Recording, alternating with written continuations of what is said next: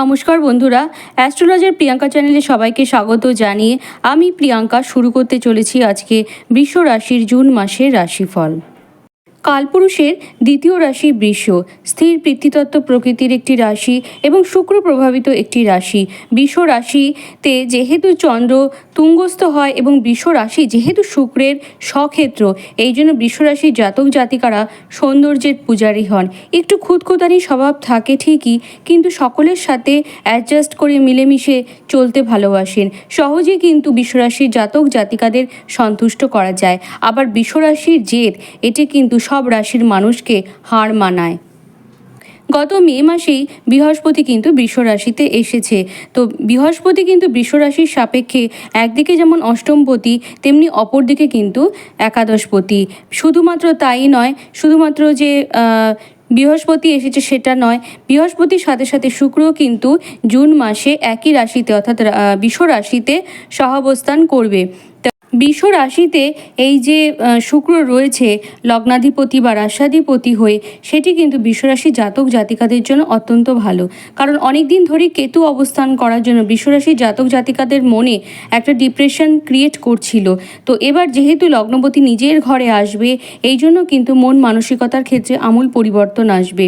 এবং আরেকটি জিনিসও দেখা যাচ্ছে, সেটি হলো মঙ্গল, যাকে কিনা গ্রহদের সেনাপতি অর্থাৎ যোদ্ধা হিসেবে চিহ্নিত করা যায়, তার দৃষ্টি কিন্তু ষষ্ঠভাবে আসবে। তা ষষ্ঠ ভাব থেকে কিন্তু আমরা পরিশ্রমের জায়গাটা বিচার করি। যেহেতু মঙ্গলের দৃষ্টি ষষ্ঠভাবে পড়বে, এই জন্য কিন্তু বৃষ রাশির জাতক জাতিকাদের এ মাসে পরিশ্রম করার জায়গাটাও তৈরি হবে এবং তারা প্রচণ্ড পরিশ্রম করতে হবে। পঞ্চম ভাবে যেহেতু কেতু এবং একাদশভাবে যেহেতু রাহু অবস্থান করছিল, এই জন্য কিন্তু বৃষ রাশির জাতক জাতিকাদের মেডিকেল খাতে যে খরচ সেটা কিন্তু বেড়ে যাচ্ছিল। তো এবার দ্বিতীয় পতিও কিন্তু রাশিতে অবস্থান করবে, অর্থাৎ পজিশনগতভাবে দ্বিতীয় পতির অবস্থান যথেষ্ট ভালো। যেহেতু একাদশ স্থানে রাহু অবস্থান করছে, এই জন্য কিন্তু বৃষ রাশি যে আয় করছেন সেটা নিয়ে কিন্তু তারা মোটেই সন্তুষ্ট হতে পারছেন না। যেহেতু দ্বিতীয় পতির পজিশন এখন ভালো অবস্থায় আসবে এবং মাসের দ্বিতীয়ার্ধে যেহেতু দ্বিতীয়ভাবে যাবে, নিজের ঘরে যাবে, এই জন্য কিন্তু কিছুটা হলেও আপনারা এ মাসে সঞ্চয় করতে পারবেন। তবে বৃষ রাশির যারা স্ত্রী আছেন অর্থাৎ জাতিকা আছেন, তাদের ক্ষেত্রে কিন্তু দেখা যাচ্ছে তাদের গাইনোকোলজিক্যাল কোনো সমস্যা কিন্তু আসতে পারে এবং সেখান থেকে হয়তো আপনাদের অস্ত্রোপচার, হসপিটালাইজেশন এই জিনিসগুলো ঘটার সম্ভাবনা তৈরি হচ্ছে। পাশাপাশিভাবে গলব্লাডার অপারেশনেরও একটা যোগ কিন্তু দেখা যাচ্ছে। একাদশপতি ও বৃহস্পতি যেহেতু রাশিতে অবস্থান করছে, এই জন্য কিন্তু এটা বলা যাচ্ছে যে যতই শরীর স্বাস্থ্য খারাপ হোক না কেন, আপনাদের কিন্তু ডাক্তারের সঠিক ট্রিটমেন্ট আপনারা পাবেন এবং তার সাহায্যে কিন্তু আপনারা সুস্থ হয়ে উঠবেন। মাসের দ্বিতীয়ার্ধে রবি কিন্তু দ্বিতীয়ভাবে অবস্থান করবে। রবি কিন্তু বৃষ রাশির সাপেক্ষে চতুর্থপতি। চতুর্থপতি দ্বিতীয়ভাবে অবস্থান করার জন্য দেখা যাবে যে বৃষ রাশির জাতক জাতিকাদের জমি জায়গা থেকে কিন্তু আয় বৃদ্ধি পাবে এবং বাহন থেকে অর্থাৎ গাড়ি থেকেও কিন্তু আয় বাড়ার সম্ভাবনা রয়েছে। চতুর্থপতি যখন রাশিতে অবস্থান করবে বা লগ্নে অবস্থান করবে, তখন কিন্তু বাড়ি প্রাপ্তি বা বাহন প্রাপ্তিরও একটা ইন্ডিকেশন দেয়। অর্থাৎ এটা বলা যেতে পারে যে জুন মাসের প্রথমার্ধের দিকেই আপনাদের বাড়ি প্রাপ্তি অথবা গাড়ি কেনার একটা সুযোগ কিন্তু থাকবে। এবার আসছি বৃষ রাশির জাতক জাতিকাদের চাকরি পাওয়ার জায়গাটা কেমন আছে। দেখুন, যেহেতু দশমভাবে শনি অবস্থান করবে, অর্থাৎ এবছর সারা বছরই শনি অবস্থান করবে, এই জন্য চাকরি পাওয়ার একটা জায়গা কিন্তু তৈরি হচ্ছে এবং তার সাথে সাথে একাদশভাবেও রাহু অবস্থান করছে, অর্থাৎ চাকরি পাওয়ার জায়গাটা কিন্তু খুব ভালোভাবেই রয়েছে বৃষ রাশি বা বৃষ লগ্নের জাতক জাতিকাদের জন্য। তবে শনি কিন্তু একটি পরিশ্রমী গ্রহ এবং শনিকে কিন্তু জ্যোতিষশাস্ত্রে দাস গ্রহ হিসেবে অভিহিত করা হয়। যেহেতু শনি দশমভাবে অবস্থান করবে, এই জন্য কিন্তু বৃষ রাশির জাতক জাতিকাদের পরিশ্রমের জায়গাটা প্রচণ্ড রকমের রয়েছে এবং এই সময় কিন্তু আপনাদের বিদেশ যাত্রার যে যোগ সেটাও কিন্তু পরিষ্কারভাবে দেখা যাচ্ছে। যেহেতু দ্বাদশপতি দ্বাদশে অবস্থান করবে, তার উপরে রাহুর একটা প্রভাব আছে, শনির দৃষ্টি সেটাও কিন্তু দ্বাদশভাবে গিয়ে পড়ছে।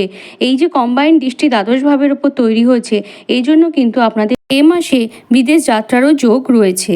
এ মাসে সপ্তমপতি মঙ্গল সে কিন্তু দ্বাদশস্থ হয়েছে।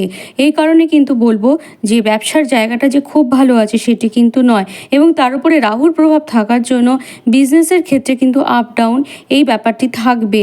এবং যেহেতু মঙ্গল দ্বাদশস্থ হয়েছে, সেই জন্য কিন্তু এটা বলা যাচ্ছে যে ব্যবসার কাজে আপনাদের বিদেশ যেতে হলো, বা বাড়ি থেকে দূরে যেতে হলো, বা ফরেন রিলেটেড বিজনেস যারা করেন তাদের কিন্তু এ মাসে আর্থিক উন্নতির যে জায়গাটা সেটাও কিন্তু তৈরি হচ্ছে। যেহেতু রাশিতে শুক্র, বৃহস্পতি, বুধ এবং রবি এই 4টি প্ল্যানেটের কম্বিনেশন ঘটেছে, এই জন্য কিন্তু বলা যায় যে আর্টিস্টিক ফিল্ডে কিন্তু বৃষরাশি জাতক জাতিকারা এক্সিলেন্ট রেজাল্ট দেবেন।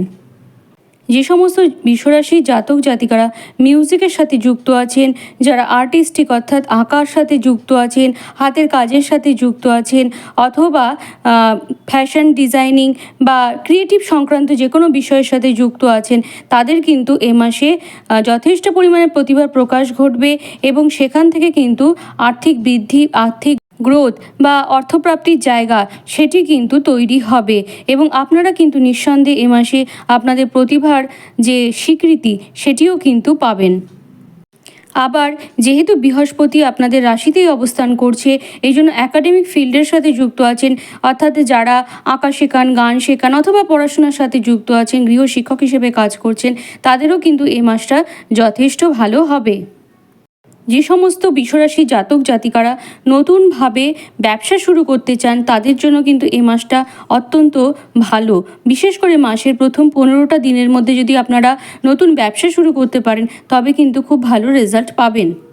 তৃতীয় ভাবের ওপর যেহেতু এটা রাহুর প্রভাব কাজ করছে এবং তার সাথে মঙ্গলের প্রভাবও কাজ করছে, তাই জন্য কিন্তু আপনাদের প্রতিবেশী থেকে একটু সাবধান থাকতে হবে। প্রতিবেশীর সাথে ঝামেলা ঝঞ্ঝাট বা প্রতিবেশীর দ্বারা কোনো রকমের ষড়যন্ত্র, এই ব্যাপারগুলো কিন্তু তৈরি হবে।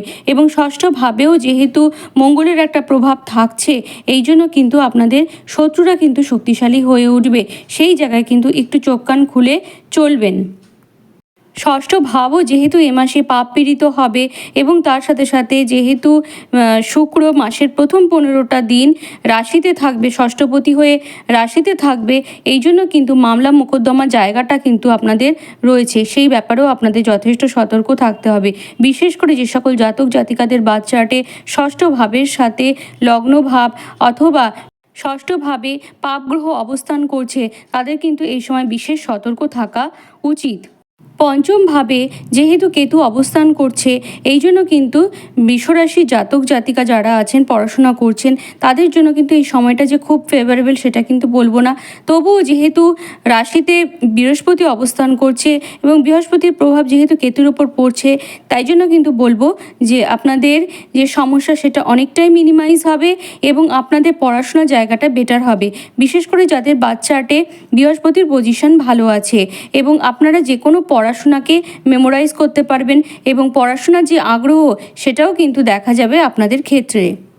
তবে এই মুহূর্তে যারা স্ট্রিম সিলেকশন করতে চান বা অন্য কোনো সাবজেক্টে নতুনভাবে পড়া স্টার্ট করতে চান, তাদের মধ্যে কিন্তু একটু কনফিউশন ক্রিয়েট হবে।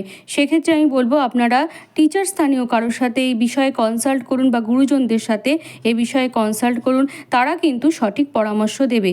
যেহেতু পঞ্চম ভাব কেতু রয়েছে পঞ্চম ভাবে, সেই জন্য কিন্তু এটা দেখা যায় যে ডিসিশন মেকিংয়ের ক্ষেত্রে ভীষণ সমস্যা হয়। ডিসিশন মেকিংয়ের ক্ষেত্রে তারা কোনো কনফিডেন্সই পান না, কিন্তু বৃহস্পতির প্রভাবে তারা সঠিক দিশার সন্ধান পাবেন আশা রাখছি। তবে যারা উচ্চ শিক্ষার সাথে যুক্ত আছেন, তাদের কিন্তু পড়াশোনার জায়গাটা বেটার হবে। উচ্চ শিক্ষার্থীদের এ মাসে কিন্তু বিদেশ যাওয়ারও একটা যে যোগ সেটাও কিন্তু রয়েছে। পঞ্চম ভাবে যেহেতু কেতুর একটা প্রভাব কাজ করছে, এই জন্য প্রেমের ক্ষেত্রটা যে এ মাসে খুব ভালো হবে সেটি বলতে পারছি না। বিশেষ করে মাসের দ্বিতীয়ভাবে কিন্তু প্রেমের জায়গাটা মোটেই শুভ নয়। প্রেমের ক্ষেত্রে কনফিউশন ক্রিয়েট হবে, প্রেমিকাকে অযথা ভুল বোঝা, সন্দেহপরায়ণতা এই বিষয়গুলো আসবে, এবং প্রেমের ক্ষেত্রে ব্রেকআপ ঘটে যাওয়ারও একটা সম্ভাবনা থাকবে। বিশেষ করে প্রেমিকা বা প্রেমিক যদি আপনাদের যোগ্য না হয়, তবে সেক্ষেত্রে কিন্তু প্রেমের ব্রেকআপ আসা অবশ্যম্ভাবী। যেহেতু রাশিতে বর্তমানে বৃহস্পতি অবস্থান করছে, এই জন্য কিন্তু নতুন করে বিবাহের যোগ তৈরি হয়েছে বৃষ রাশি বা বৃষ লগ্নের জাতক জাতিকাদের ক্ষেত্রে, এবং এই মাসে কিন্তু বিয়ের যোগও রয়েছে। তবে যারা অলরেডি বিয়ে করে ফেলেছেন তাদের কিন্তু দাম্পত্য জীবনে একটু ঝামেলা অশান্তি আসতে পারে, তবে বৃহস্পতির শুভ প্রভাবে সেই ঝামেলাকে আপনারা নালিফাই করতে পারবেন, অর্থাৎ আপনারা নিজেদের অ্যাডজাস্টমেন্ট দিয়ে সেই জায়গাটাকে আপনারা ঠিক করতে পারবেন। এই মাসে মঙ্গলের পজিশন যেহেতু খুব একটা ভালো নেই, এই জন্য অবশ্যই আপনাদের হনুমান চালিসা পাঠ করতে হবে বিভিন্ন রকমের ঝামেলা অশান্তি শত্রু ভয় এগুলো থেকে মুক্ত হওয়ার জন্য। এবং পাশাপাশিভাবে এটিই বলবো যে দক্ষিণ স্থানকে কিন্তু আপনারা কোনোভাবে পীড়িত করবেন না, এবং রাহুর হাত থেকে মুক্ত হওয়ার জন্য ঘরকে যত সম্ভব পরিষ্কার পরিচ্ছন্ন রাখুন, ঘরে আধ্যাত্মিক মন্ত্র পাঠ করুন, আধ্যাত্মিক জপ করুন, এবং আপনারা কাজে সফলতা পাওয়ার জন্য হালকা পারফিউম ইউজ করতে পারেন। স্নানের জলে গোলাপ জল মিশিয়ে স্নান করতে পারেন, অথবা রোম্যান্টিক মিউজিক শুনতে পারেন। এক্ষেত্রে কিন্তু আপনাদের মন বা শরীর দুটোর ওপরই কিন্তু এফেক্ট পড়বে। আশা করি এগুলো করলে আপনাদের শরীর স্বাস্থ্য ভালো থাকবে, মন মানসিকতা ভালো থাকবে। শরীর স্বাস্থ্য এবং মন মানসিকতা দুটো ভালো থাকলে কাজের জায়গাটাও কিন্তু তার এফেক্ট আসবে। আপনারা ভালো থাকুন, সুস্থ থাকুন, এই মাস আপনাদের ভালো কাটুক এই কামনা জানিয়ে আজকের মতো ভিডিওটা এখানেই শেষ করছি। নমস্কার।